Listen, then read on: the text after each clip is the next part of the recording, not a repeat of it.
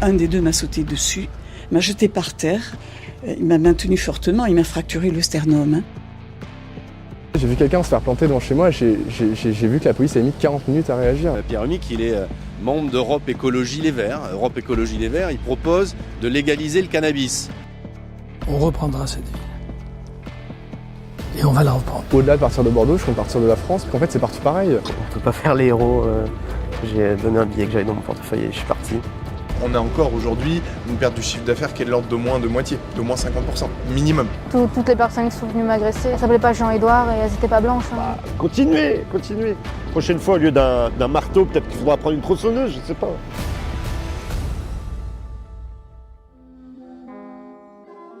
Bonjour à tous et bienvenue sur VA+.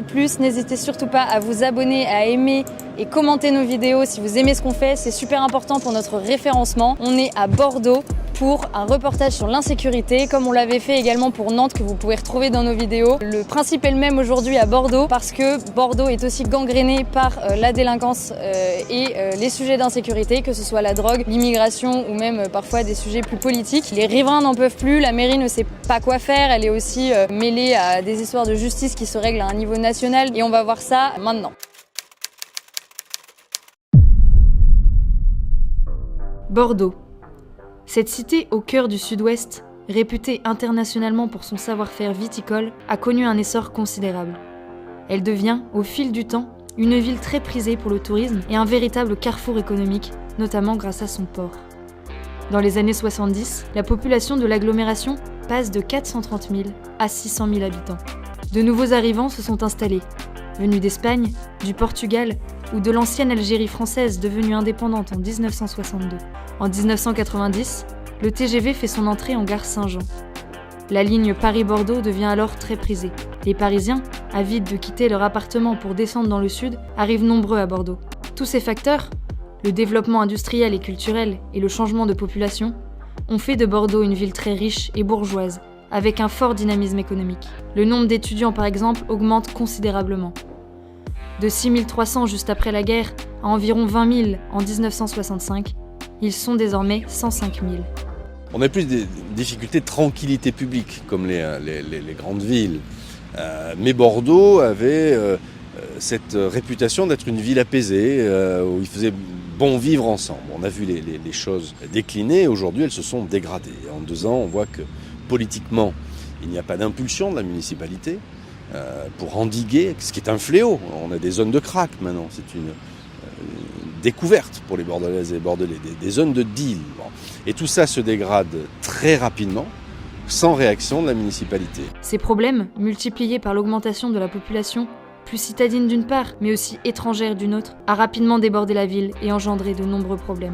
Alors il y a une aggravation, certes. D'abord, la municipalité actuelle, je n'incrimine pas le maire, que je connais bien, qui est un ami, pas politique, mais un ami personnel. Il essaye de faire ce qu'il peut, mais il n'a pas probablement ni la volonté ni les moyens d'avoir une politique un peu musclée, un peu forte pour régler ses problèmes.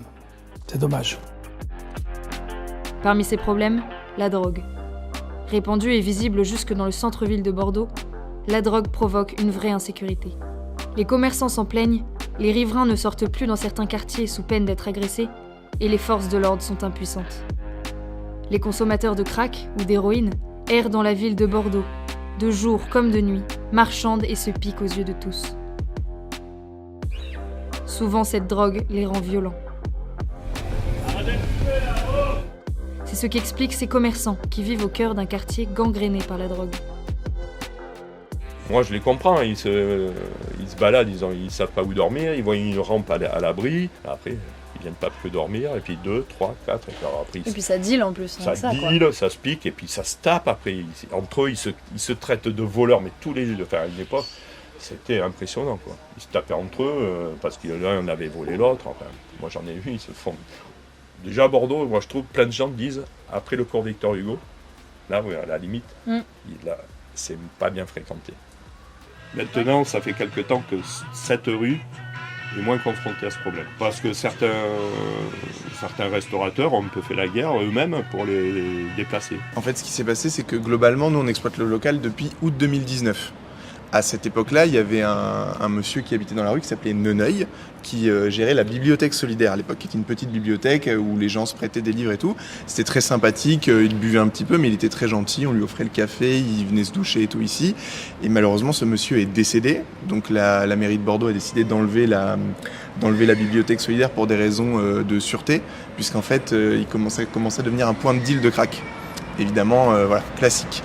Donc ils ont enlevé cette bibliothèque-là, et après nous on a vu l'installation de crackheads, d'héroïnomanes ici, qui sont violents, bruyants, qui se piquent dans la rue, qui font leurs besoins dans la rue, qui hurlent sur les gens, enfin voilà, horrible. Horrible. Donc ça s'est passé à partir de, je sais pas, je pense 2020 à mon avis. Vous êtes installé quand ? En août 2019. On savait que c'était dynamique à l'époque, puisqu'il y avait un dynamisme dans le quartier qui se faisait. Maintenant c'est moins vrai, puisqu'à cause des craquettes et des problèmes, et parce que je sais pas si vous voyez, mais là on a encore été vandalisé. Le problème c'est que le quartier devient de plus en plus mort à cause des héroïnomanes qu'on a dégagé un petit peu d'ici. On a dégagé, c'est-à-dire que je vous explique la méthode, c'est pas compliqué, à force de voir des seringues, à force de voir des hurlements, on a dégagé les seringues, on a essayé avec la mairie de sortir les matelas, de parler avec eux, sauf qu'en fait ils s'en fichent complètement, donc la seule solution c'est de les filmer en train de se prendre et de se droguer. C'est le seul truc qui les met en colère, et donc du coup ils essaient de vous agresser, mais au moins ils s'en vont. Voilà, moi j'ai été victime de plusieurs agressions, mon prédécesseur également, mon patron aussi, on a déposé des mains courantes, on a fait des dépôts de plainte, enfin voilà, on est vraiment dans un truc, c'est assez terrible. Là, je vous le dis avec le sourire et tout parce qu'on s'habitue, mais globalement, on a encore aujourd'hui une perte du chiffre d'affaires qui est de l'ordre d'au moins de moitié, d'au moins 50%, minimum.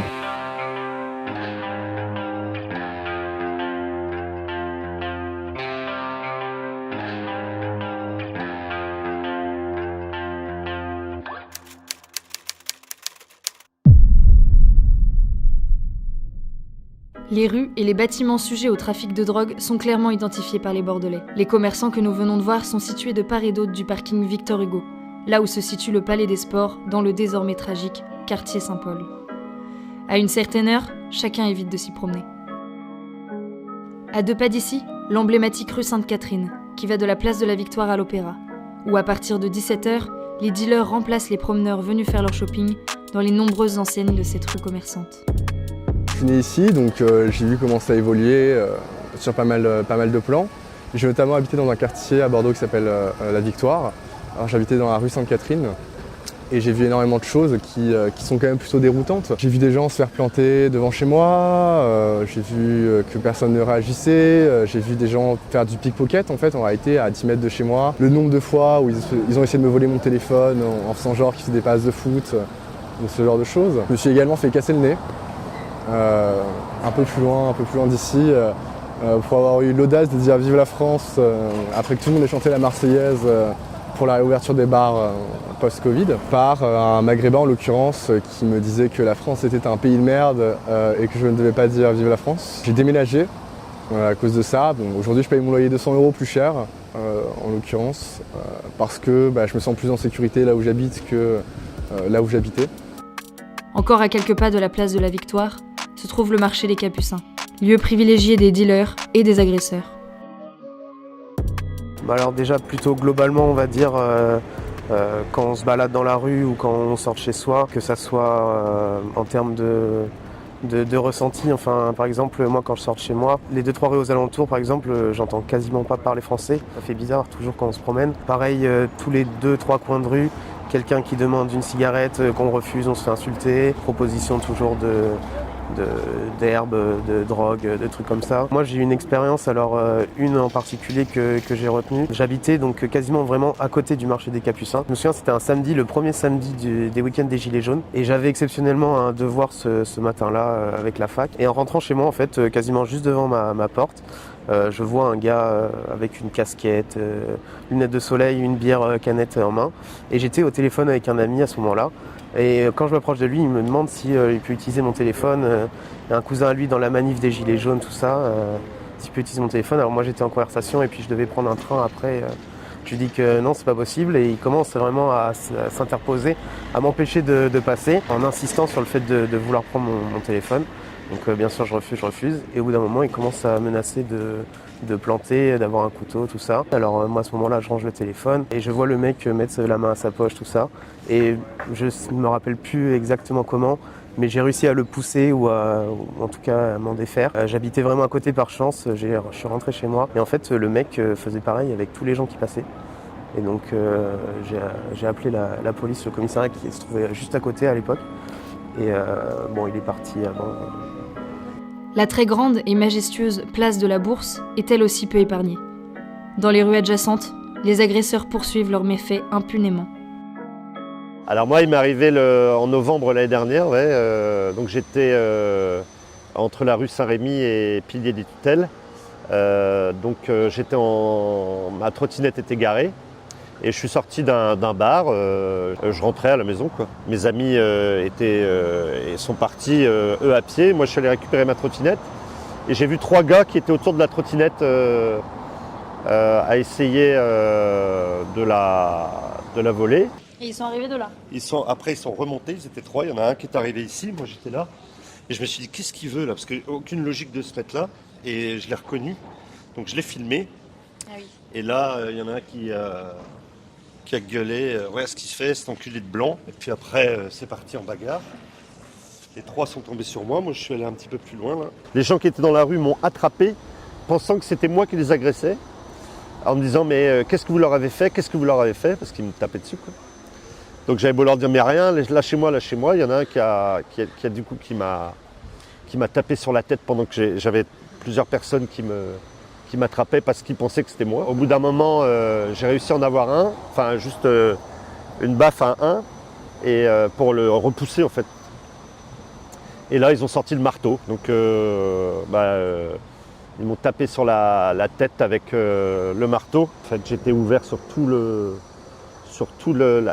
la tête. Ils sont partis dans un premier temps. Et là, il y a un camion de pompiers qui est arrivé. Il m'a dit, nous, on ne peut pas vous prendre parce qu'on a déjà du monde.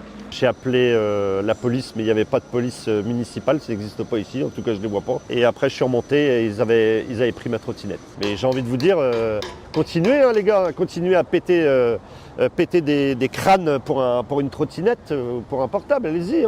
Tuez, puisque de toute façon, vous ne serez jamais retrouvés. Allez-y. Il y avait un migrant qui était juste là et je discutais avec quelqu'un que j'avais rencontré et sa copine. Et le mec s'est fait voler son téléphone, c'est-à-dire que le mec la personne qui l'a agressé est passée. Il l'a poussé de l'épaule, il a commencé à l'embrouiller, il lui a donné un coup de pied et quand le mec est parti 10 minutes après, mon pote s'est rendu compte qu'il avait plus son téléphone en fait. Et on m'a dit qu'en fait tous ces gens-là, parce que c'est une réalité, ils sont là que l'été. C'est-à-dire qu'ils viennent l'été et ils se mettent du coup en l'occurrence à la Victoire ou dans d'autres endroits de la ville de Bordeaux à la sortie des bars pour faire du pickpocket en fait. La gare Saint-Jean, comme beaucoup d'autres gares, est aussi un lieu de raquettes et d'agressions. Dans mes premières années à Bordeaux, je rentrais souvent le week-end chez mes parents et je revenais le dimanche soir en train à Bordeaux. Et un soir, en arrivant quasiment juste à côté de la gare, je range, je crois que c'était ma carte d'identité dans mon portefeuille. Et un mec a dû voir, ou je sais pas quoi, un portefeuille, il venait me voir en me demandant de lui donner ce que j'avais dans mon portefeuille. Alors je lui dis non, je refuse tout ça. Au moment de partir, je vois d'autres gens arriver, un groupe de 5 ou 6 personnes se mettre autour et donc forcément on ne peut pas faire les héros. J'ai donné un billet que j'avais dans mon portefeuille et je suis parti, mais voilà. Même les quartiers plus éloignés et encore très bourgeois comptent le nombre de leurs agressions. C'est le cas du quartier Saint-Seurin, où cet antiquaire de 77 ans s'est fait agresser très violemment par 2 individus.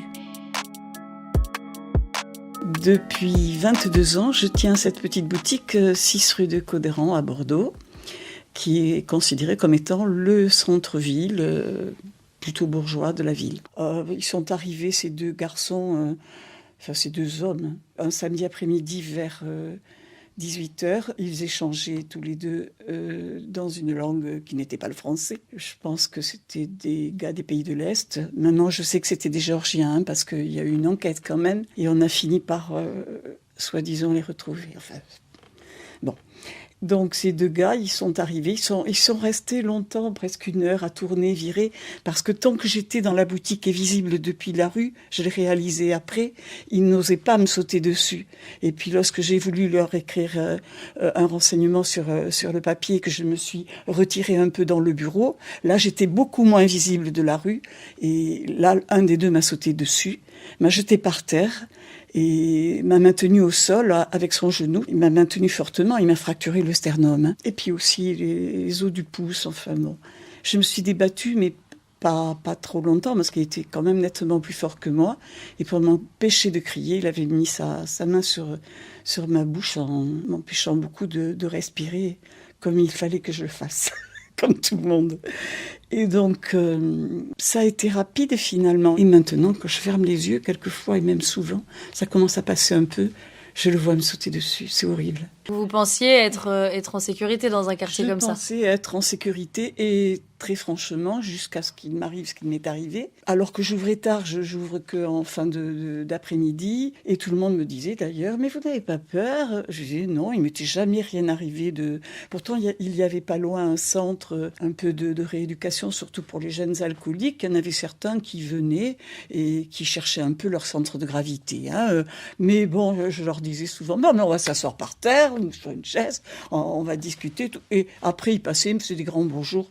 J'avais vraiment aucun souci. Ça vous fait de la peine, vous, de voir cette ville amochée? Mais vous savez, s'il n'y avait que la ville, c'est tout qui me fait de la peine. Quand vous entendez tout ce qui se passe, tous les jours, il y a des agressions, tous les jours, il y a...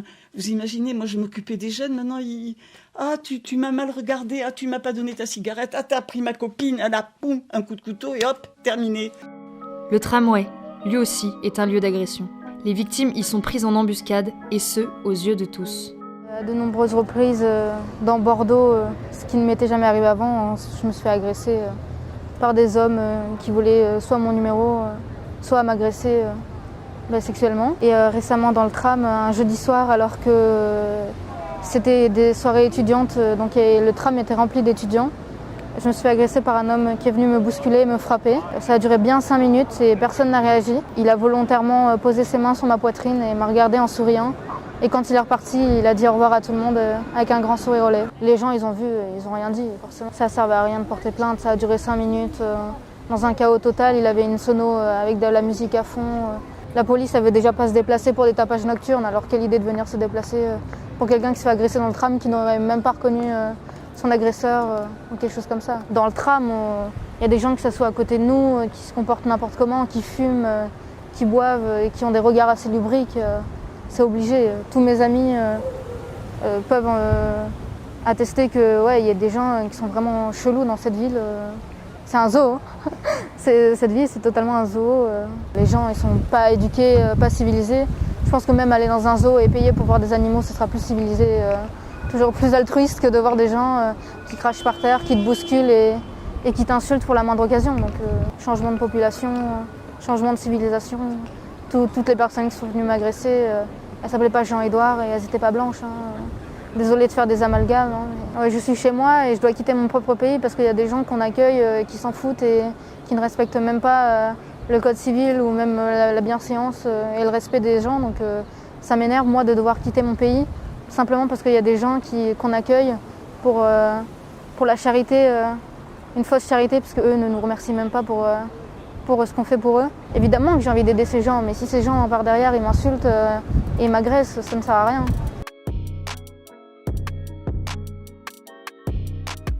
Et puis, il y a les traditionnelles guerres de gangs entre banlieues.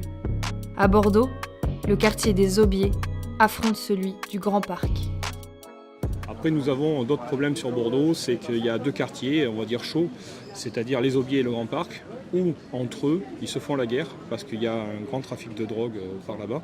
Et c'est sûr que malheureusement, c'est en train de devenir comme beaucoup d'autres villes qu'on a pu côtoyer, entre banlieues ou entre ghettos qui se combattent entre eux parce que chacun veut vendre son produit. Ce qui n'existait pas avant.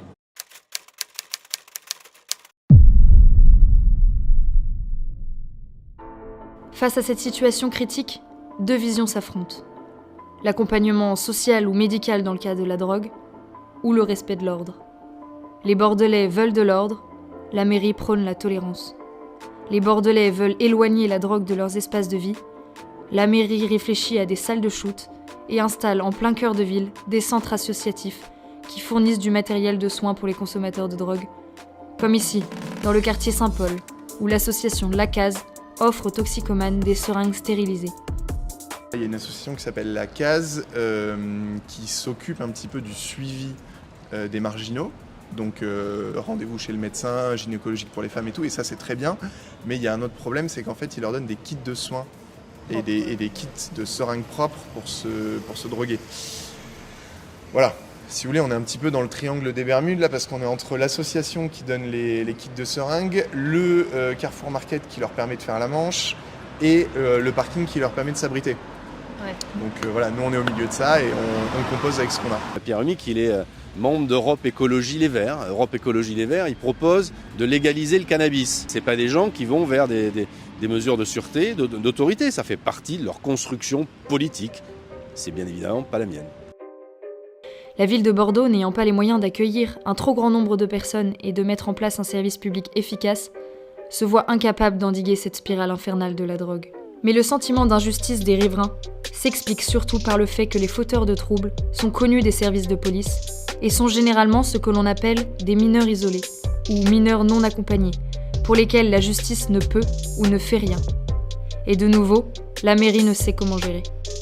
Les mineurs non accompagnés qu'on a sur Bordeaux sont là depuis très longtemps, car Bordeaux est une ville qui les accueille et ça vient de toute la France et surtout d'Espagne, où les gens nous les envoient et on leur donne des contributions pour venir jusqu'à Bordeaux, pour essayer de les loger, de les encadrer et d'essayer de les intégrer. Le problème, c'est que plus il y en a eu, et plus ça a créé de la délinquance sur Bordeaux, de la violence, de l'agression qu'on a pu constater depuis plusieurs années. Et malheureusement, on a des coups de couteau, des gens qui se font violer, qui se font agresser. Et maintenant, qu'est-ce qui va être mis en place ? Ça, il faut voir avec la mairie, malheureusement, qui n'a pas trop de projets. Certainement faire des patrouilles pour protéger les citoyens, mais il n'y en a pas suffisamment pour pouvoir arrêter cette délinquance galopante. Nous, la vraie difficulté, c'est les mineurs non accompagnés, qui arrivent du nord de l'Afrique. On ne sait pas combien exactement ils sont sur Bordeaux. Ce sont des filières, c'est carrément de l'esclavagisme, hein, avec des jeunes qui sont dans la ville, désœuvrés et qui attaquent pour qui voler d'un téléphone, voler une chaîne en or. Et ça, c'est un vrai fléau sur notre ville. Ils sont dans des squats, ils sont en souterrain et on a les plus grandes difficultés, et l'État a les plus grandes difficultés pour gérer ce problème. Par ailleurs, c'est au département, au conseil départemental de s'occuper de ça. Et aujourd'hui, il n'y a pas de politique, j'allais dire, volontariste du département pour encadrer, travailler avec l'État pour du signalement et mettre en place des mesures ou de reconduite à la frontière ou de prise en charge, parce que souvent ce sont des jeunes adultes ou des mineurs, même si on ne sait pas toujours s'ils sont adultes ou pas.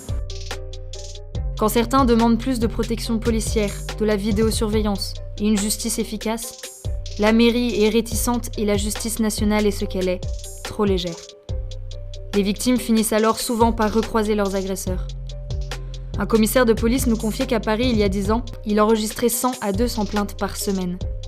Aujourd'hui, à Bordeaux, c'est 100 à 200 plaintes déposées par jour. Ma fille, l'année dernière, s'est fait attaquer pour son portable.